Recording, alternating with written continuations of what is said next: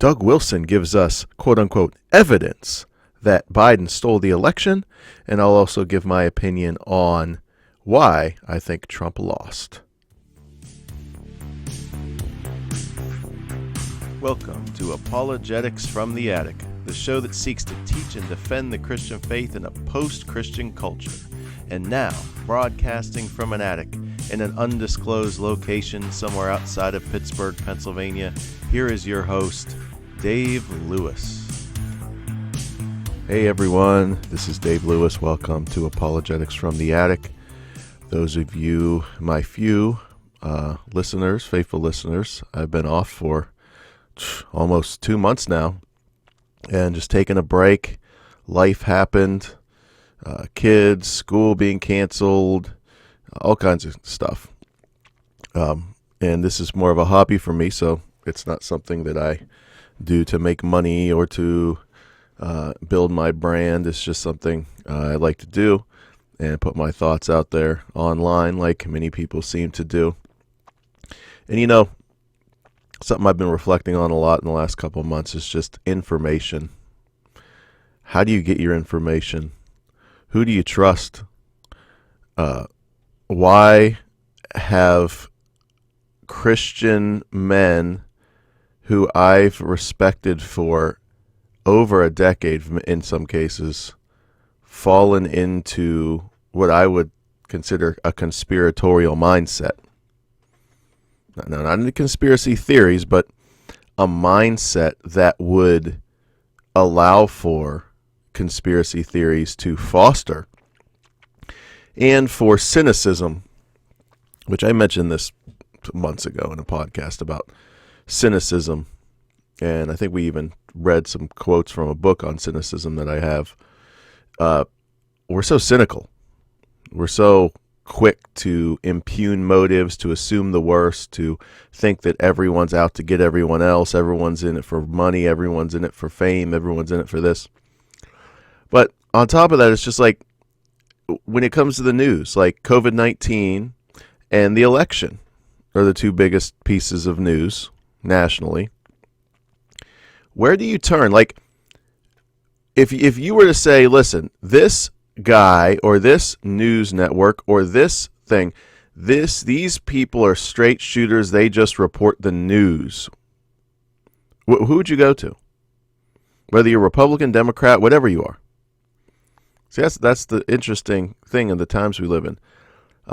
There's no media, it seems like, that isn't not only just leans a certain way politically, but is just nowadays just all out committed to giving you information that leans toward your biases. And now we have situations where we will just say stuff out of whole cloth to get clicks, to get views, because you got to understand, this is a business for many people. This is how they make their living. So let's jump right in here without further ado. The first piece that I wanted to cover today, this will be a shorter episode, just because, you know, I'm kind of rusty.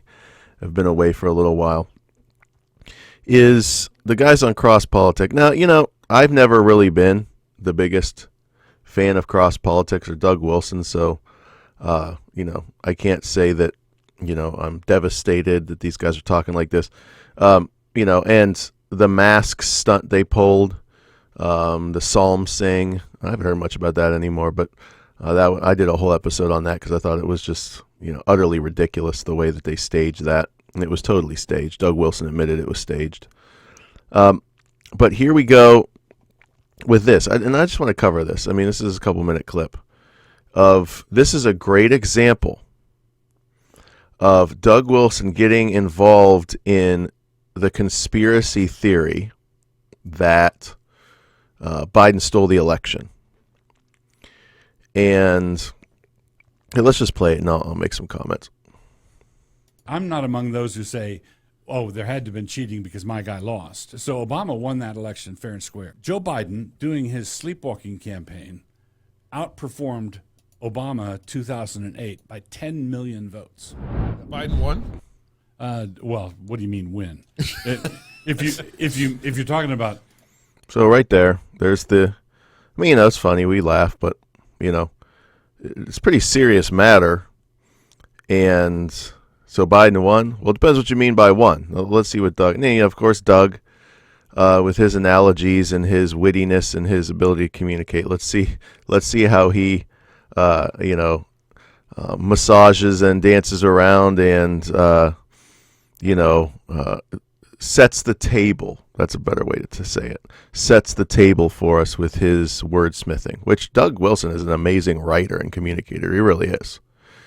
When he talks about certain topics, I will check him out because he's on my RSS feed up here when his blog posts come up because he does have good content. So I'm not an anti Doug Wilson type of guy, but this kind of stuff, man, like this is just a great example. Is he going to wind up in the White House? Well, maybe. Yeah. But if we postulate a fair and free election with no cheating, who do I think garnered the most votes? I think Trump won it walking away. Yeah. Do you think he won the popular vote? Yeah. As well, not just the electoral. So there's the claim. So Doug Wilson is claiming that Biden cheated, and he cheated to such an extent that he actually won the popular vote. Now let's go in here real quick. I have not. Let's see, presidential election 2020. Let's see. See now, the it's going to be harder to find the. That used to come up at the very beginning. When you Googled presidential election, it would give you the map and the votes and stuff. It's going to be a little hard. Okay, here we go. So right now, as it stands with the popular vote, if you're listening, I got it pulled up here on Google. According to Google here, Associated Press, 80. So Joe Biden has 80,952,796 votes to Trump 74,083,911. So about 6 million going on 7 million votes. Biden is up on Trump. 7 million votes. And then the Electoral College, of course, 306 to 232 because Trump lost PA. He lost Georgia. He lost Michigan, Wisconsin. Anyway, so that's 7 million votes. So is Doug Wilson claiming that Biden somehow manufactured 7 million votes or more? Because he's saying he won not only. So you would have to flip this around and say 7, 8, 9 million votes were manufactured by Biden. Manufactured. So if that's the case, this is the biggest fraudulent election in the history of all democracy, period, end of story. So now watch what happens. I think this is where someone yells out, "Where's the evidence?" and they start mocking that. Like it's mockery to ask for evidence for that claim. And then what I find interesting about this clip is come on, Doug, you got to do better than this. I mean, you listen to what he says his evidence is for the fact that 7 to 8 million votes this is cheating. Biden didn't really win, okay? And 7 or 8 million votes were manipulated. I mean, how do they say how? Was this 7 million mail ballots were manufactured and filled in by, who knows, people in back rooms? What is the claim here? Yes, I think now. What evidence? Oh, hold on. Okay. Wait a second. And there's good old Gabe. He lost his election, by the way. He ran for city council in Moscow. He didn't win. Hold on, Gabe. He's on trial. He's not the lawyer here, but go ahead, No, Pastor. this is the thing. He's not the lawyer. Yeah. So Rudy Giuliani and Trump's that Sidney Powell woman who claims that the Venezuelans were inside the voting machines and they rigged it with an algorithm that would switch the votes. So that's Sidney Powell's. I don't know if Doug Wilson subscribes to that theory. She got kicked off the Trump legal team because it was just so untenable that this software just flipped millions of votes, just flipped it, and it's some conspiracy theory about the Venezuelan government who has ties to this company, which has ties to that company and this company, and this stuff just goes absolutely viral among Christians. I expect this from right-wingers who are Trump fanatics and sycophants, but when this starts spreading its way around Christians, who should not be trafficking in this type of information, it's worrying. So wait for it, because Gabe's like, show us the evidence, and then Knox is like, wait, let's hear what he has to say. So what is Doug Wilson's evidence that 7 or 8 million votes were manufactured? Biden cheated. Trump really won the popular vote. This number we just showed is just wrong. It's fraudulent. Let's see what his evidence is, because I'd like to hear this evidence. There's when people demand evidence, like you just did. Yeah, okay. I'm with you, Pastor. So there's two kinds of evidence, and people toggle back and forth between them, and it creates no end of confusion. Mm-hmm. There is. So this is an interesting point he makes before he actually brings forth the evidence. So it's almost like Doug is making he's giving this distinction between two types of evidence, so that he can basically say, well, I don't actually have evidence. That's how I took it the first couple of times I listened to it. Let's see. If you find, for example, one of your party guests in the parlor with a knife in his back, that fact is suggestive. Mm-hmm. Right. Mm-hmm. To say the least. Who killed him? Right. So somebody died. Well, you have evidence. You have clear evidence that a murder occurred. Right. You don't have any evidence on who did it. Right. So if you want to send Murphy or the butler or whoever to jail for killing this guest, you don't have any evidence for who did it. Right. But you have plenty of evidence that it was done. Mm-hmm. Okay? Mm-hmm. Now, when people ask me, how can you, sitting in your cheap seats up there in Idaho, look at a national election that involves tens of millions of people and say, where's your evidence that this happened? Well, here's my evidence. So let's hear it. So basically, he's about to give his evidence for why he thinks that Trump actually won the popular vote and won the election by millions of votes. That we're off by a factor of 8 million votes were somehow manipulated, changed, added to the process. Let's see what his evidence is for this. Joe Biden, the somnolent Joe Biden, campaigned exactly like a man would campaign. And then just somnolent. Doug Wilson, if you listen to him and read him, he'll add a vocabulary word to your English language every time you listen to him. Don't know what that word means, but there's the mocking that Christians should not be doing. Okay? Christian men who claim to follow Christ should not be mocking other people. I don't care if you don't agree with their politics. You shouldn't be walking around making fun of Joe Biden's age, making fun of his this and that and the other thing. And then defend Trump for all the wacky, crazy stuff he says and does. It's just, I'm over it. Okay, I voted for Trump. I like Trump's policies, but Trump as the leader of America, I'm over. I'm over it. Okay, don't like Biden's policies by and large, but I mean, I think many of us are breathing a secret sigh of relief that Trump is moving on from the White House, because he just injected into our politics a type of character and leadership that is just like, man, just can you stop standing there and saying a bunch of stuff and ad-libbing is just like, dude, just stop talking. There's so many times, and there's people, if they're honest, they watch Trump too, and they're like, dude, just stop talking. Just get things done. Your policies are good. Your platform is good. What you're trying to accomplish is an excellent, solid conservative platform. Can you just do it and stop talking and tweeting?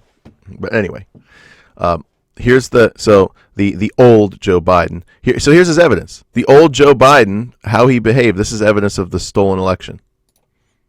If he knew he didn't have to campaign. Oh, Yeah. that's brutal. That's right. He scarcely. Ooh, that's brutal. I'm sorry. I kind of let's listen to the whole context. I'm sorry. I kind of took over here. Here's my evidence.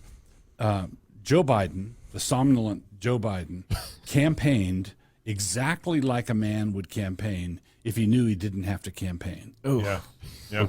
that's right. brutal. That's right. He scarcely went anywhere. Right. All right. That was a sleepwalking campaign. That's what somnolent means, by the way. Okay. All right. Oh, sorry. Okay, so wait a minute. So this is the evidence. The evidence, Joe Biden, because he wasn't out campaigning like Trump, because he wasn't going and holding big rallies and going around the battleground states and going around to the swing states and going here and there, that's evidence that Biden knew that the fix was in for him, that there was manufactured ballots. See, is Doug Wilson even going to give hard evidence, which we've been asking for, by the way, from the Trump legal team? Even people like a Ben Shapiro, who, he's been saying it, release the Kraken, because someone did say the Kraken. Was it the Sidney Powell person? That's a reference to Pirates of the Caribbean, isn't it? The Kraken, the giant octopus creature that would just sink ships, and Davy Jones could call upon it. Well, we got this big bombshell. The bombshells are coming. Yeah, we want actual evidence of this. Doug's not going to provide it. He's just going to say, well, Biden campaigned like someone who knew he was cheating and he didn't need to go around and campaign. What? Okay, let's continue. I just interpreting the tongues. All right. So when Obama ran in 2008, Yeah, Obama was at the top of his messianic rock star game. absolutely. Yeah, Right. Yes. He was going to cause the tides be to changing. recede. Yeah, It was right. hope and change. And there was, on the left, among the Democrats, in the black population, there was genuine bona fide excitement. Yes, absolutely. Okay. They're making music videos about the dude. Yeah, that was so, amazing. So Obama won that election fair and square. Oh, yeah. Right. There's As far as we know. yeah. So I'm not among. Oh, Doug, even did you hear him? Did you hear Toby? He's like, as far as we know, so that could have been cheating too. These guys, people, this mindset, we must fight. Listen, I can fall into it just like anybody else. Okay, the cynical, conspiratorial mindset is just it's so hard to shake. It's so hard to shake. So Obama won fair and square. Why? Well, because Obama was energetic and he was on the campaign trail. And the first black, the aspect of the first black president, by the way, that wasn't just African Americans, Doug. The white vote that Obama got was massive. Okay, so let's just say the blacks put him into power. Anyway. So let's, as Doug continues to marshal this indisputable evidence. No, it's the type of evidence where he has none, but you found someone in the parlor with a knife in their back. That's the evidence that Doug's giving us. Among those who say, "Oh, there had to have been cheating because my guy lost." Right. Right. It's not. So Obama won that election fair and square. Joe Biden, doing his sleepwalking campaign, outperformed Obama 2008 by 10 million votes. Yeah. Okay. And I'm sorry, water doesn't run uphill. I'm sorry, you can't campaign like that. You can't campaign like a dud and generate that kind of electoral excitement. Unless you're a theistic evolutionist. Then Then of anything course, can why happen. do you want to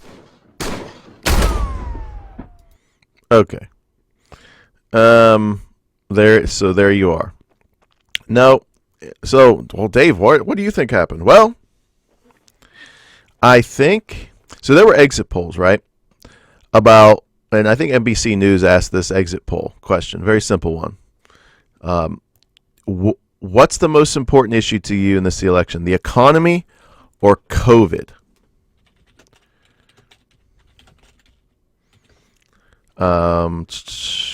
Let's see. Maybe I can pull these up real quick.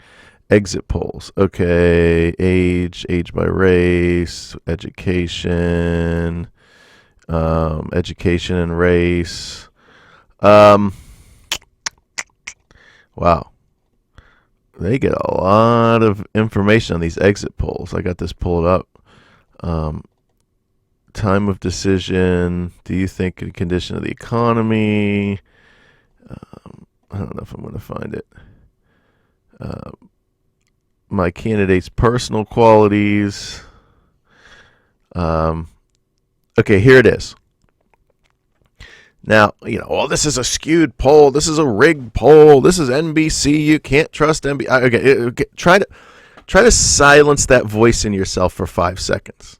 Okay, just make the attempt. Okay, this is one of the reasons why Trump lost. Okay. Now, who would better handle the economy was the question that was asked. A full 92% of these who were in these exit polls said Trump. Full 92. 92% said that Trump would handle the economy better. Okay. Hold on. How do you read this? Hold on.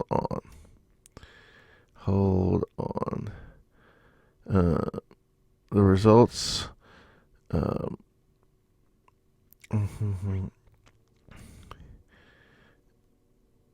trying to find this.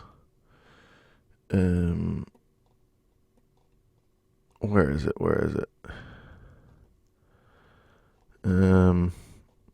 Okay, so this means that oh geez, now I lost my place. I'm sorry. This isn't good for podcasting when you have dead air like this.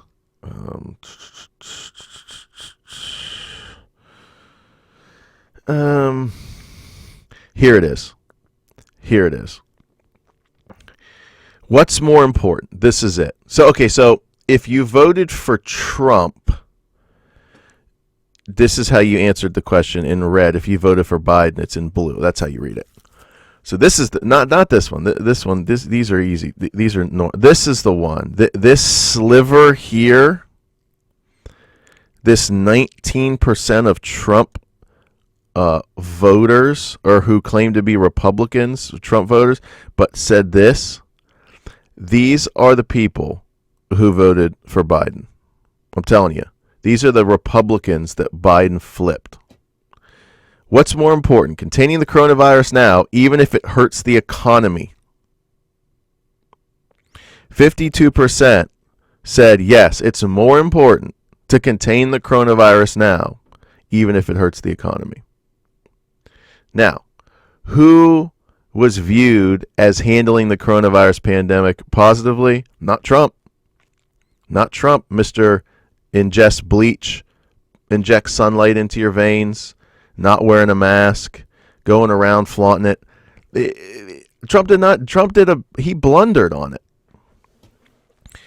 And there's people out there who, how come the Congress was held by the Republicans? It's because people went in and they voted for Biden for president, but voted for Republican everything else.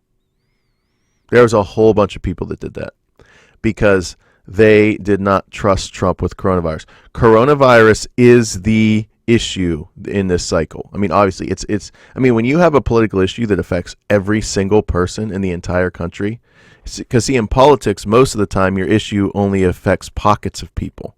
This pocket here, this pocket there, and then you have to go to certain states. Like, for example, in Pennsylvania, fracking, he's going to ban fracking, but that's only certain pockets of Pennsylvania that's going to affect.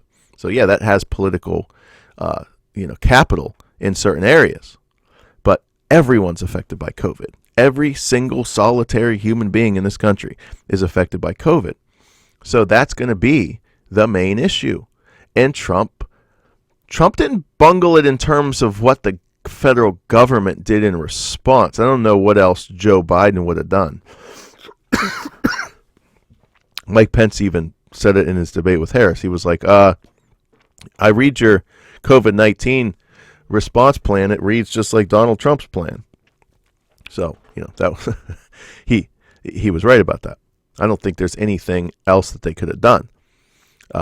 But the way Trump handled his PR and how he talked, he just opened himself up to look like a buffoon and look like he wasn't taking it seriously. And I'll wear a mask, but I probably won't wear a mask. But if you want to wear a mask, you can't wear a mask. But I personally am not going to wear one.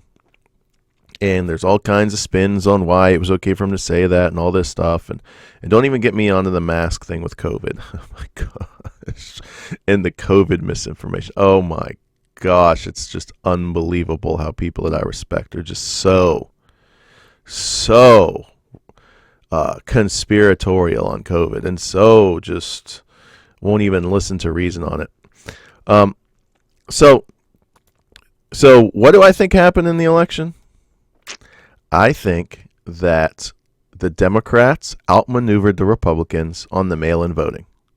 Period. End of story. Trump came out early on and said, don't do mail-in voting. Mail-in voting is horrible. It's full of fraud. Don't do it. You don't need to do it. You can come out and vote. All his right-wing supporters came out and said, if you can go to Walmart, you can stand in line to vote. So the voter suppression that the Republicans manufactured themselves by telling people don't do mail-in voting was huge. Number two, so there was a suppression of the mail-in vote and the vote in general on Republicans because of that messaging. Number two, the Democrats outmaneuvered because they went out and they promoted mail-in balloting, mail-in balloting, mail-in balloting. Get your mail-in ballot. I mean, there's commercials. Get your mail-in ballot. Here's how to get a mail-in ballot. And I remember getting a few pieces of mail from Republican committees saying, here's how to get a mail-in ballot if you want one. So promoting Republicans. And I remember looking at that like, that's weird. I thought we weren't supposed to do mail-in voting as Republicans. But the Democrats had a great strategy to get that mail-in vote in. Now, if you want to claim all these mail-in ballots that they counted for a week or two, which that's where they kind of messed up in Pennsylvania, for example, they should have counted the mail-in ballots before Election Day or on Election Day, so that you wouldn't have this whole room for the conspiratorial mindset to come in. Well, let's see, Trump won the vote on the day of, but then all of a sudden he started losing and then he lost because of these, fake mail-in ballots that came in. Well, you're going to have to prove that they're fake. You're going to have to prove that they're fake. This guy that was marched out, I saw it on Breitbart, some press conference, he claimed he worked for a subcontractor of the Postal Service and an entire tractor trailer he was driving disappeared. Well, okay, so what was in there? 100,000 ballots that all said Biden. Okay, well, you're going to have to prove that, buddy, because if I start going down that path, we should just take up arms and go to a bunker somewhere and take up arms against the government because we have an illegitimate election that just took place that was rigged. But if this is for clicks and views and likes, well, this riles up our base and this gets all kinds of people to go, because there isn't much appetite to get you clicks and links and likes and website visits and all this and get your merch sold if you're doing a moderate middle position on these type of topics. So I think the Democrats won. I think Biden won because their mail-in ballot game was on point. And they got their people to send in mail-in ballots. And those mail-in ballots. So the Republicans better get with the picture Because if they keep doing this conspiracy, then people aren't going to vote. And like that's the problem going on in Georgia right now, right? Even Ben Shapiro mentioned, he said, they're down there saying that the Georgia election was rigged. It was rigged for Biden. This whole process is rigged. Yet, please come out and vote for the Republican candidates for the Senate runoff so we can control the Senate. It's like, which is it? Which one is it? There's a lot of prominent Republicans coming out saying, we need to get our messaging straight. Because if Trump goes down there and has a rally and he just focuses on the agenda and what it would mean if the Republicans lost the Senate, then he would probably, inject his energy into the base down there and they would win the runoff very easily. But if Trump's going to go down there and have a rally and he's going to say, this is a fraud. It's a fraud. They stole it from me. Then the people are going to be like, well, so why should we vote? Isn't it going to be a fraud again? How do we know it's not going to be a fraud? So, people, Jesus is Lord. He's still sovereign. He's still on his throne. And we need to be people who think critically, who think carefully. Now, it's very hard to think critically and carefully, isn't it? Because every source of news information that you have basically is out to make money, is out to get clicks, is out to boost themselves on social media, is out to sell you something. And they know what their base likes and they know how to energize their people. So even Google has an algorithm where if you put a search term in, it gives you the results that boost it to the top. Facebook's the same way. Twitter's the same way. All these ways we get information, all these news networks, all the new ones popping up. And, it's maddening. I mean, what was it like before the internet and even before television when you had to get your news from a newspaper? Can you imagine? A newspaper? A newspaper. You had to actually sit down at a table, start with the front page, and work your way through a newspaper and read it. Do you understand how social media changes the brain? Look it up. Look up social media changing the brain and neurotransmitters and social media. Look up some of that stuff. You'd be shocked how this changes our brain versus sitting down and calmly, quietly, intentionally spending an hour reading a newspaper. Okay. Anyway, okay, so enough about this. So I'm going to end it here just because I haven't had an episode for a long time, and I'll just end it here. And if you go to my Facebook channel here, I pulled it up. The last video I did, October 8th, was textual criticism, James White versus Jeff Riddle. I might jump back on that again and do another part or two on that, reviewing that debate, because we were going over some good stuff, some good material on what is textual criticism and the history of the text in the New Testament. Still got Doctrine of the Trinity stuff to work on. I still got stuff on the deity of Christ, justification by faith alone. I was on part 4. I got a lot of stuff there. And then, of course, there's been a lot of stuff on, Calvinism, and I could jump in and do some more of that. But just try to get back in the groove here, release an episode or two a week if I can. But just thanks for joining me again on this episode of Apologetics for the Attic. Try to get back and be more consistent. Thank you all who've listened to me and still have me subscribed on your podcast. That's great. And thanks, and God bless.